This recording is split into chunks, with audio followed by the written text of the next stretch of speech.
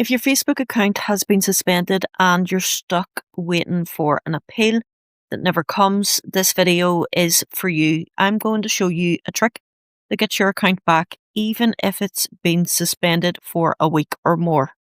5 steps, nice and quick, let's go. So here's what's happening. Facebook's AI has flagged your account for breaching community standards. Maybe you shared a link, posted an opinion, or did absolutely nothing wrong. It doesn't matter. You're locked out. You appeal and either you get no response at all or it gets rejected by another bot. Days go by, a week, and it's not just Facebook, it takes down your Messenger and Instagram too. But there's a way around the appeals system entirely.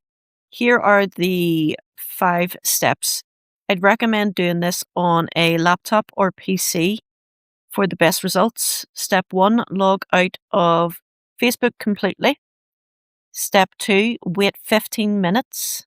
Step 3, recover your password using WhatsApp. Step 4, find the hidden check for suspicious activity option.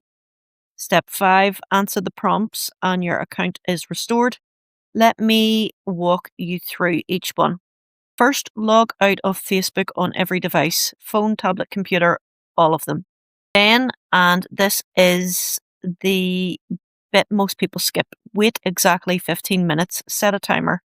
If you try the next step too early, Facebook will block you with a "you're going too fast" error, and you'll have to start again. 15 minutes, be patient.